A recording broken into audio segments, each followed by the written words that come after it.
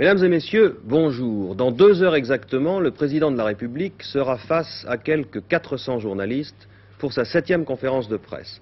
La photo que vous voyez derrière moi remonte au 16 mars 1972, date à laquelle le président Pompidou avait tenu sa dernière conférence de presse. On connaît bien sûr les principaux thèmes que développera tout à l'heure le président de la République en réponse aux questions des journalistes. Alain Fernbach est déjà à l'Élysée. Alain Fernbach, j'imagine que tout est prêt à l'Élysée. Oui, tout est prêt à l'Élysée et vous voyez maintenant la salle où le président de la République tiendra sa 7e conférence de presse. Vous l'avez dit, il y aura 400 journalistes à peu près et ces 400 journalistes représentent 46 pays car en effet, au cours de cette conférence de presse, le président de la République s'adresse grâce aux journalistes à l'ensemble des Français et aussi à l'ensemble du monde. Ainsi, on s'en souvient, lors de sa dernière conférence de presse, il avait annoncé le référendum sur l'Europe.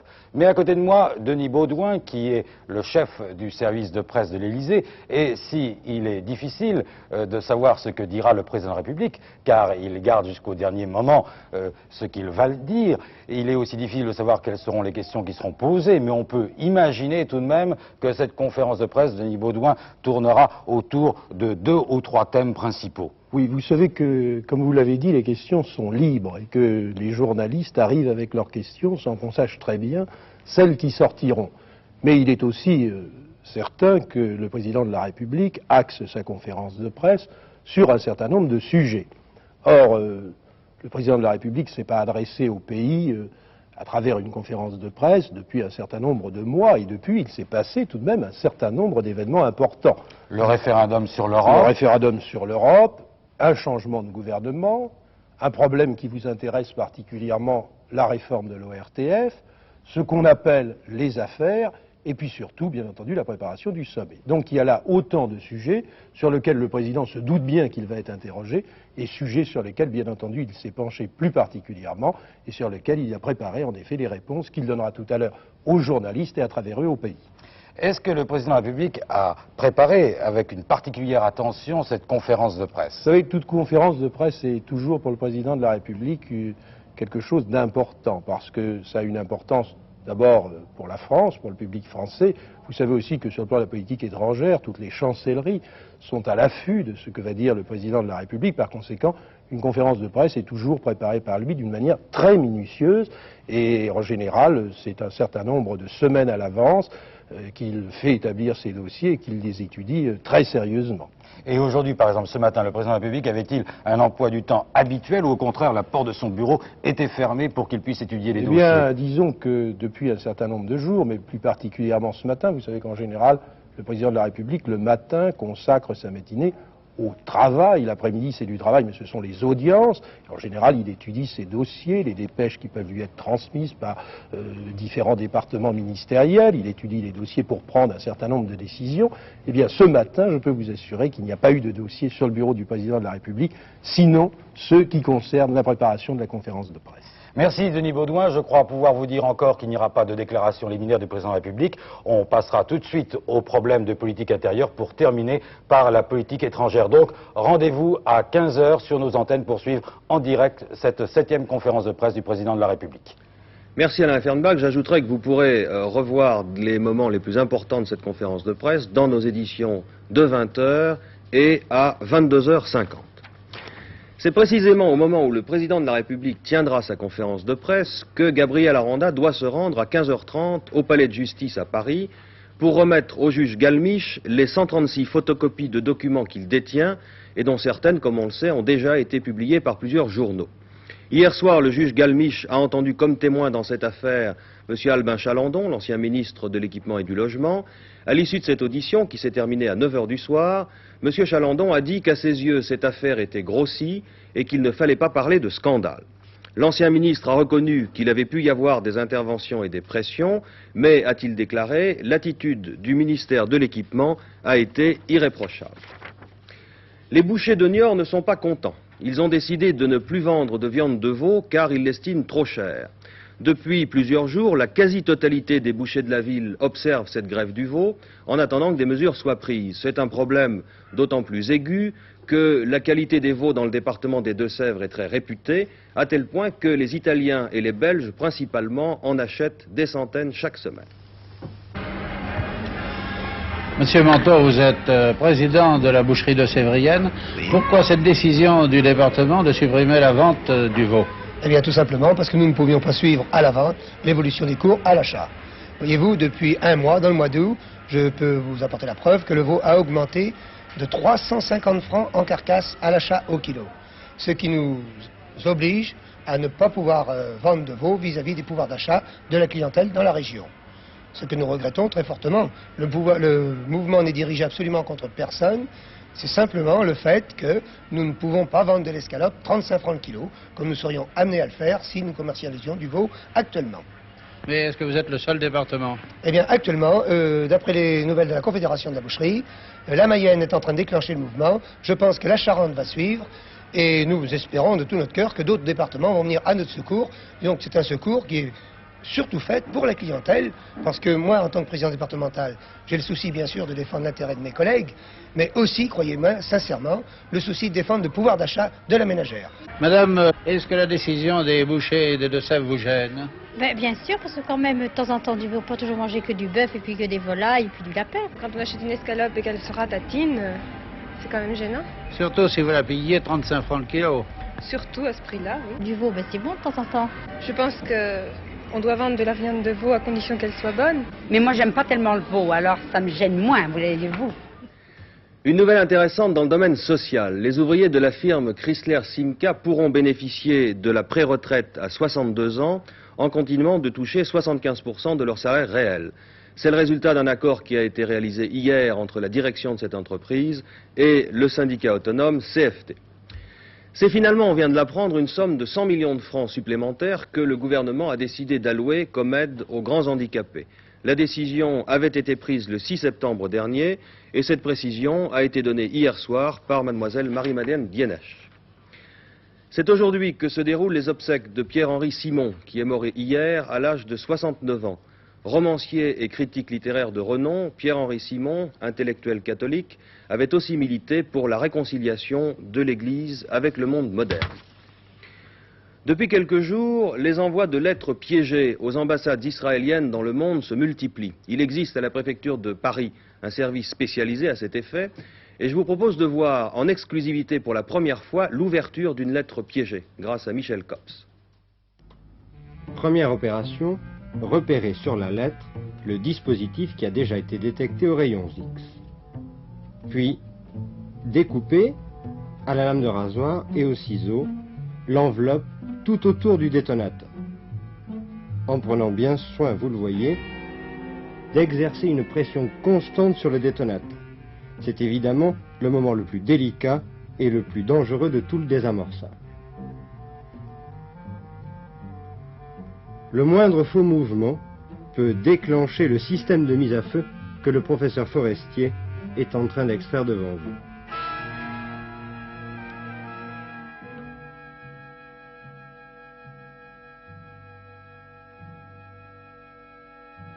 Le percuteur est tout de suite neutralisé grâce à une goupille et mis à côté, vous voyez, du détonateur.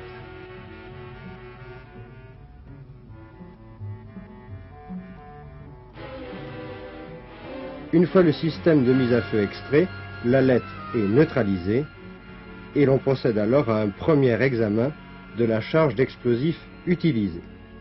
Et il apparaît bien ici qu'il s'agit de 2 fines lamelles de plastique qui ont été collées en parallèle à l'intérieur de l'enveloppe.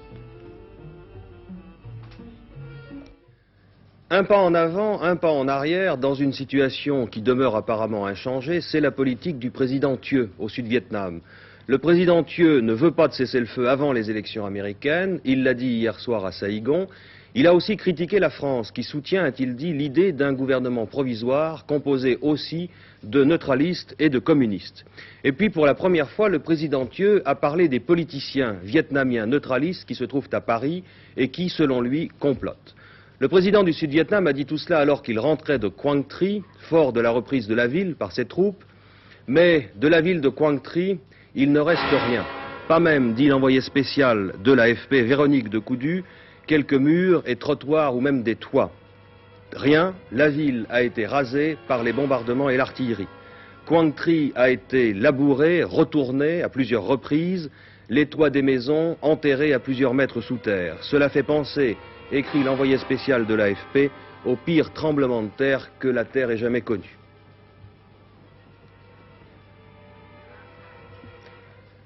Comment s'est déroulé véritablement l'incident grave qui s'est produit hier soir à la frontière franco-navarraise? C'est assez difficile à dire. Toujours est-il que 2 membres d'un commando nationaliste basque qui avait attaqué un poste de garde civile espagnol ont été tués. 2 autres membres du commando auraient été arrêtés alors qu'ils tentaient de passer la frontière pour venir en France. C'est l'incident le plus grave dans ce secteur depuis l'enlèvement en 1970 du consul d'Allemagne à Saint-Sébastien. La situation n'était pas assez confuse comme cela entre l'Ouganda et la Tanzanie pour que la Libye décide de s'en mêler. La Libye a en effet décidé hier d'envoyer 5 avions bourrés de soldats qui ont été interceptés alors qu'ils survolaient le Soudan. Les Soudanais ont empêché les quelques 400 soldats libyens de poursuivre leur voyage et ils ont confisqué les avions et les armes. Un conflit donc qui prend une certaine envergure puisque maintenant 4 pays africains au moins sont impliqués. Drogue et piraterie aérienne, 2 thèmes d'actualité s'il en est, qui sont largement débattus depuis hier à Francfort au congrès annuel d'Interpol. C'est la première fois que les policiers du monde entier se réunissent pour débattre de ces 2 graves questions. Robert Werner. Une centaine de messieurs élégants mais sévères se sont donné rendez-vous à Francfort. Ce sont les représentants des pays membres d'Interpol dont le congrès se tient dans une ville qui connaît actuellement une très forte criminalité. À ce congrès, il sera question entre autres de piraterie aérienne, de fausse monnaie, de trafic d'esclaves même, mais principalement de celui des stupéfiants. Le représentant de la France au congrès de Francfort, M. Émile Benamou, évoque le problème de la drogue pour nous. Des commissions vont être désignées au congrès d'Interpol et l'on va parler du trafic des stupéfiants dans le monde. Est-ce que ce trafic est en régression ou en augmentation? C'est-à-dire qu'il est permanent, c'est un trafic permanent.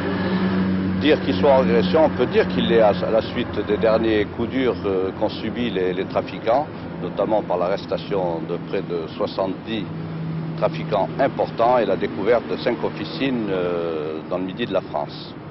On a dit à ce propos à maintes reprises que les gros bonnets avaient été décapités. Est-ce que c'est vrai? Les gros bonnets, je ne sais pas ce que vous entendez par gros bonnets. Il y a des trafiquants, pour nous, c'est tout. Jusqu'à maintenant, je ne vois pas quel est celui qui peut être affublé de la qualité de gros bonnet. Il y a des trafiquants, un point, c'est tout. Ces trafiquants, et non, ces gros bonnets, il y en a partout. Bien entendu, les gros truands se sont reconvertis dans le trafic de stupéfiants qui est plus rentable et qui, jusqu'à maintenant, leur donnait quand même une assez relative tranquillité. Mais comme vous le savez, depuis que M. Marcellin, le ministre de l'Intérieur, a pris et le gouvernement français se sont attachés à faire disparaître ce fléau, il y a eu des résultats tels qu'on peut dire qu'il commence à être en régression. Il va également être question à ce congrès d'Interpol du trafic de la fausse monnaie. Est-ce qu'il est en régression ou en hausse? Non, non, ce trafic est permanent, au même titre que les stupéfiants. On en trouve à travers le monde entier. Et en France, s'il n'y a plus de fausse monnaie, eh bien, française, il y a par contre de la fausse monnaie étrangère, notamment des fausses lires et des faux dollars. Le Finlandais Viren n'a pas conservé longtemps son record du 5000 mètres qu'il avait remporté à Munich, pourtant au milieu de l'admiration générale. Le Belge Pootmans, que vous voyez derrière moi, qui a 25 ans et qui est jardinier à Louvain, a battu ce record en réalisant 13 minutes 13 secondes. Pootmans est le dernier surpris de sa performance apparemment, puisqu'il a déclaré tout simplement qu'on pouvait encore faire mieux. Regardez-le. L'après-Munich est devenu le temps des grandes performances, justifiant ainsi l'excellente préparation des athlètes en ce mois de septembre. En moins de 2 heures au stade du Heysel, à Bruxelles, 5 records du monde ont été battus. Le plus prestigieux, c'est celui du 5000, propriété de Viren, en 13-16-4 depuis jeudi dernier. Emmené par Bernard, aidé par De Hertog, son compatriote, Pootmans, médaille d'argent à Munich sur cette distance, possédait 4 secondes d'avance au 2e kilomètre, 7 secondes au 3e kilomètre, faiblissait un peu et réussissait 13 minutes, 13 secondes juste, 2 chiffres porte-bonheur. À titre de comparaison, le mur des 14 minutes avait été battu pour la première fois en 1942, celui des 13-30 en 65 par Clark, prochain objectif, moins de 13 minutes. Un peu plus tard, Gaston Roland, compatriote de Pootmans, tournait pendant 60 minutes afin d'améliorer son record du monde de l'heure, 20 km 664.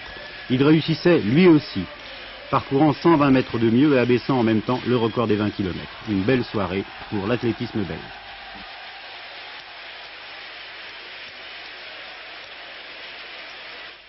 Et puis, si vous vous intéressez de près au sport, apprenez que les athlètes soviétiques ne viendront pas à Paris à la fin du mois comme prévu pour le match triangulaire France-URSS Grande-Bretagne. Ils ont en effet déclaré forfait. En boxe, hier soir à New York, Cassius Clay a battu Floyd Patterson par arrêt de l'arbitre à l'appel de la 7e reprise. Malgré sa victoire, Cassius Clay, paraît-il, a été moins arrogant que d'habitude. Il est toujours regrettable que des incidents se produisent à l'issue d'une rencontre sportive. C'est ce qui s'est pourtant passé, encore une fois, hier soir à Nice, à l'issue du match Nice-Angers. Angers a gagné par 4-2 et des centaines de spectateurs mécontents se sont affrontés à la police jusqu'à tard dans la nuit. Regardons quelques extraits de l'essentiel, c'est-à-dire du match. 20 000 spectateurs avaient envahi le stade du Ré hier soir pour voir l'ogre niçois, maillot et culotte sombre, à droite sur votre écran, dévorer le petit poussé angevin tout de blanc vêtu, co-leader du championnat.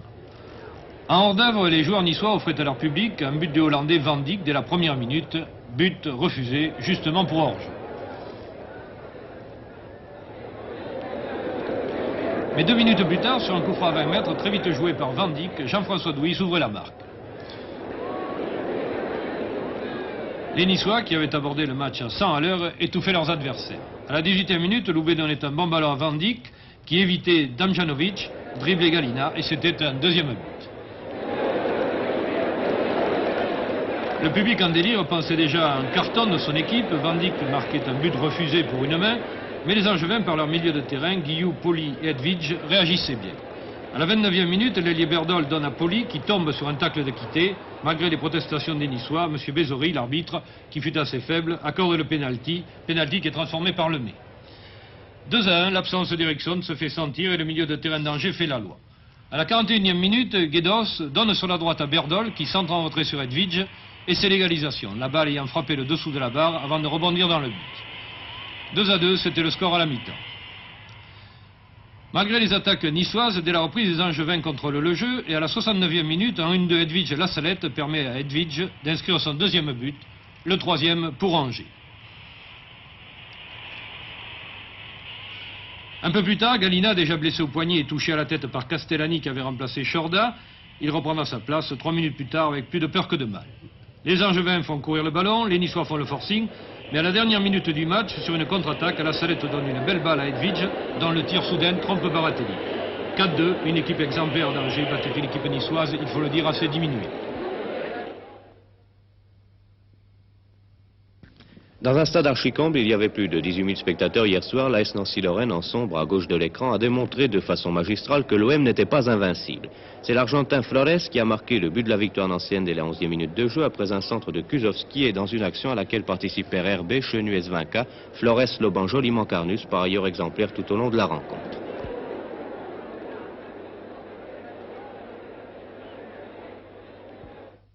Angers est donc maintenant seul en tête du championnat. Nous vous parlions au début de ce journal des problèmes que rencontrent les bouchers de Niort qui trouvent la viande de veau trop chère. Et bien précisément aujourd'hui, notre page magazine est consacrée aux problèmes de la viande. Je vous propose de la suivre. Le bœuf s'essouffle.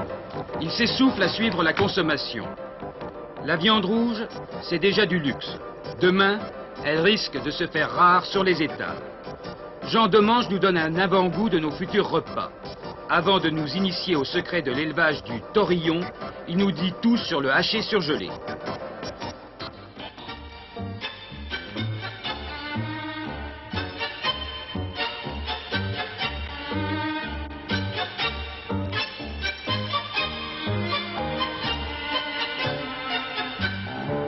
Le Français mange l'arrière du bovin, les viandes à griller chères et délaisse l'avant, les morceaux à mijoter plus économiques.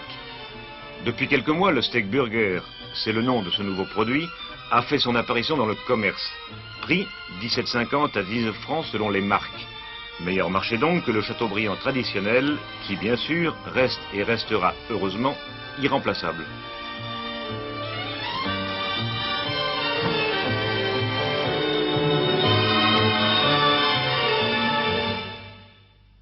Notre viande, après avoir a été trié, paré, dénervé, dégraissé pour les graisses superficielles, sont mises en cutter, qui est une machine qui tourne à 2800 tours minute avec des couteaux qui sont de véritables rasoirs, et nous sort une pâte très fine.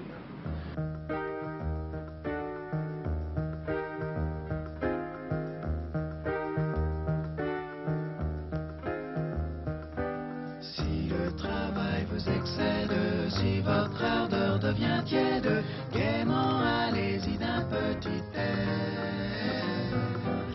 Quand votre esprit est morose, chantez, fait voir tout en rose, car la musique adoucit les nerfs.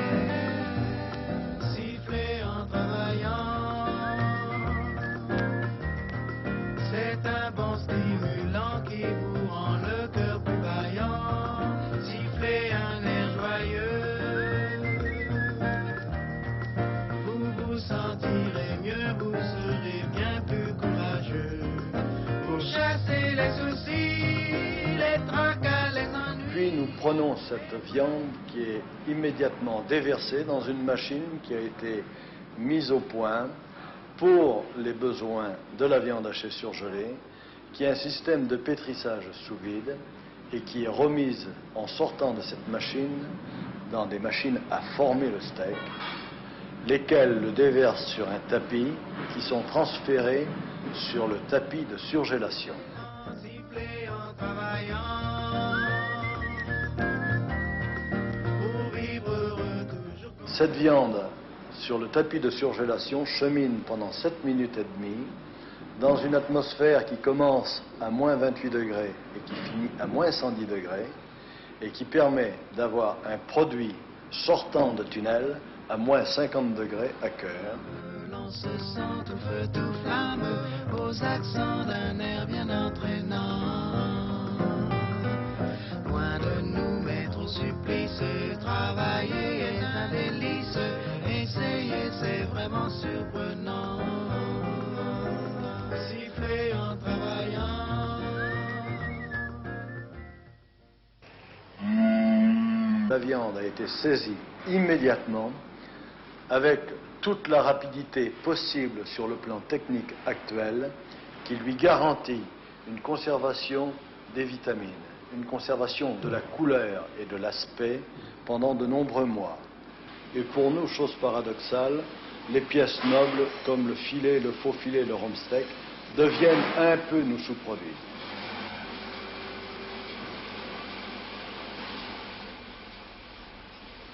Ces morceaux à griller de plusieurs kilos, mis sous vide, seront vendus à la boucherie qui les détaillera comme des steaks classiques.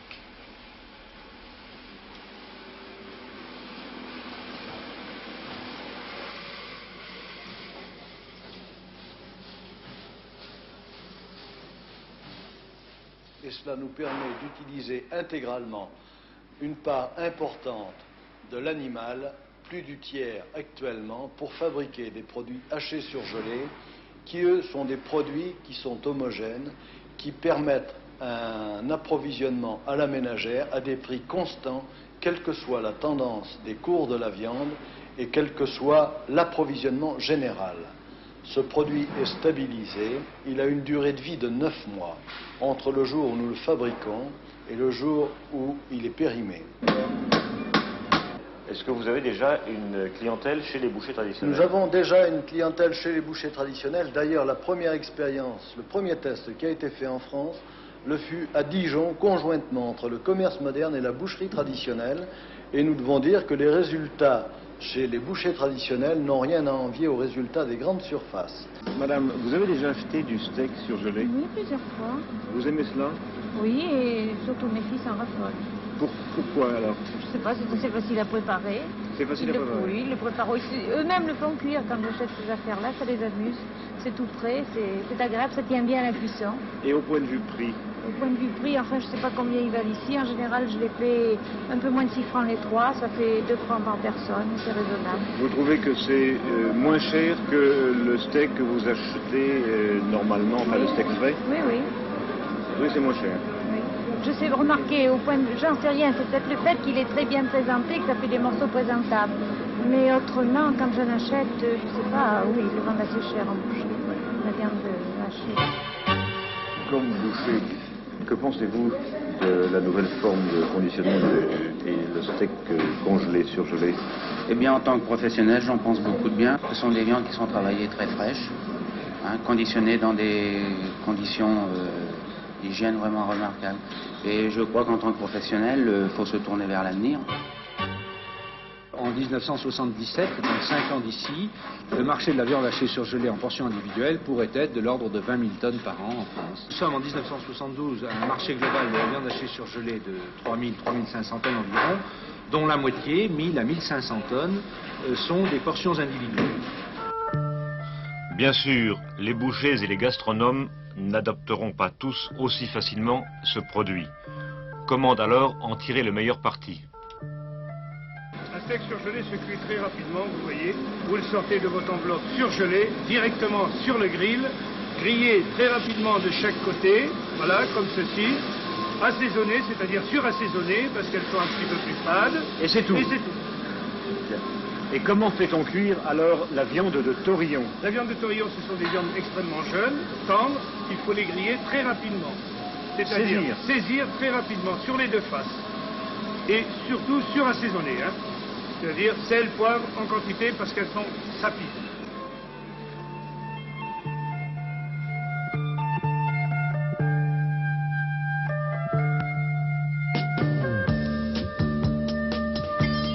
Et alors, comment vous le préférez, bleu ou bien cuit?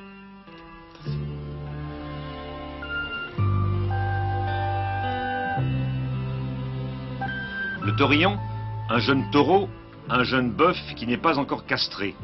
Élevé à l'étable, il représente actuellement quelques 5% de la consommation de viande, mais son élevage progresse depuis que les prix deviennent intéressants. Mais pas de taurillon sans ensilage de maïs et sans groupement de producteurs. Pourquoi du taurillon et pourquoi avons-nous voulu promouvoir cette production? Eh bien parce que ce taurillon fabrique en 18 mois 300 kg de viande, alors qu'un bœuf traditionnel, le bœuf de grand-père, met 36 mois pour fabriquer ces mêmes 300 kg de viande.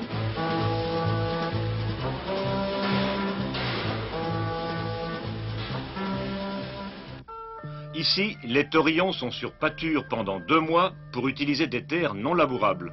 La viande de taurillon est nettement plus rentable que la viande de bœuf, puisqu'elle est plus rapidement faite, bien qu'elle soit faite à partir d'une nourriture tout de même plus riche, donc plus onéreuse. Il est bien évident qu'on peut faire plus de beefsteak sur un taurillon sur un bœuf que sur un bœuf, enfin tout de moins d'une manière générale.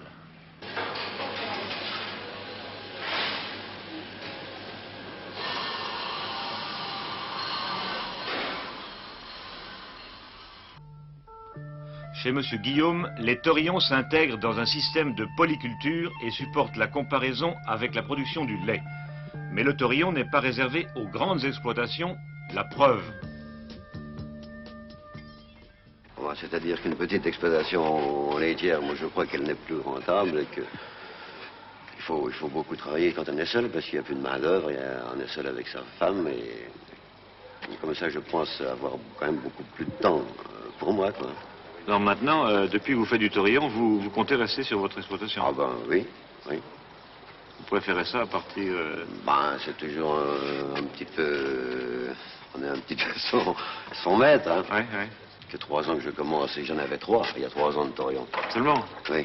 Et aujourd'hui, je suis quand même arrivé à en avoir 50-60 déjà. Vous avez combien d'hectares? 30 hectares. Alors comment vous avez fait, comment vous avez pu avoir l'argent pour acheter ces veaux? Grâce au groupement qui s'est monté dans le coin. Et puis les aides financières de l'État, quoi. Et alors maintenant, en fait, vous n'avez jamais eu de difficultés pour la trésorerie? Un petit peu au début, maintenant ça commence déjà à m'y aller. Oui.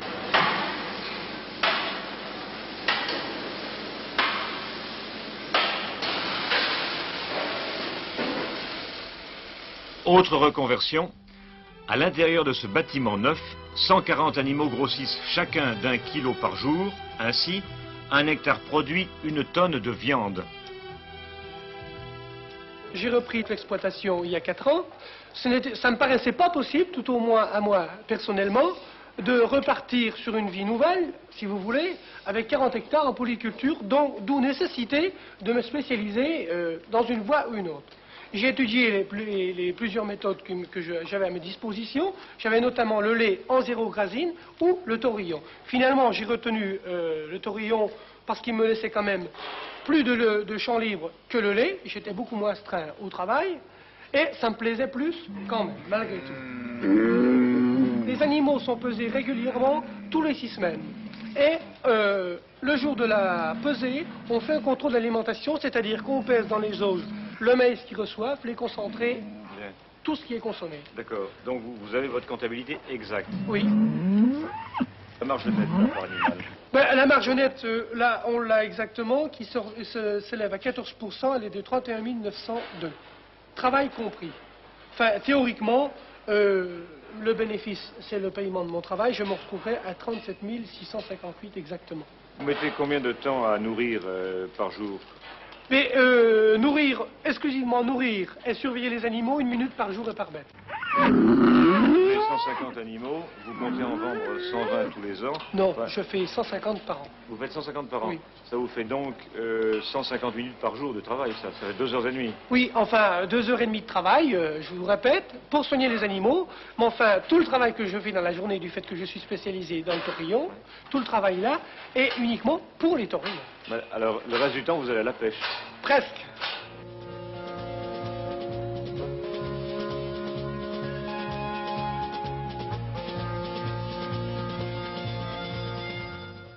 Il est temps de rejoindre la Bourse de Paris. C'est aujourd'hui le dernier jour du mois boursier, un jour plus important que les autres, Jean-Michel Quatrepoint.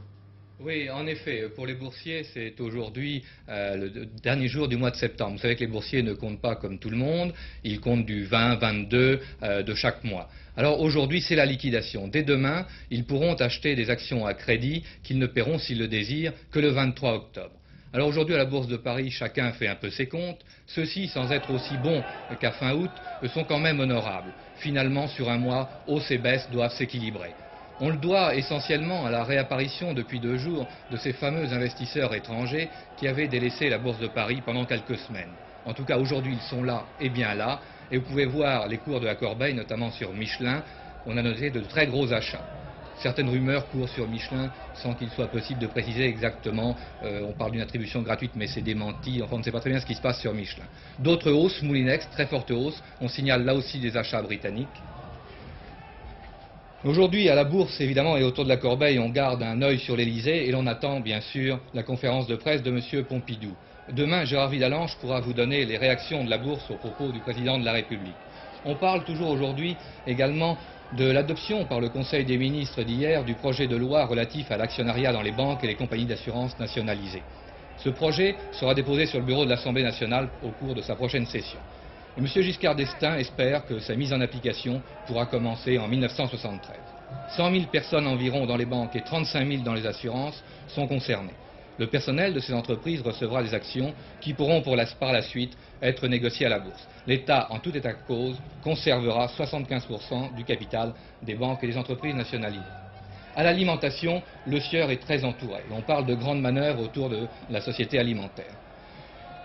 50% du capital ont à peu près changé de main depuis 1 mois et demi, et aujourd'hui encore, il y a eu d'importantes transactions. Sur le marché de l'or, puisque nous sommes pressés une nouvelle fois, le lingot atteint 10 200 francs contre 10 140 hier. C'était la Bourse de Paris. À vous, Claude Brovelli.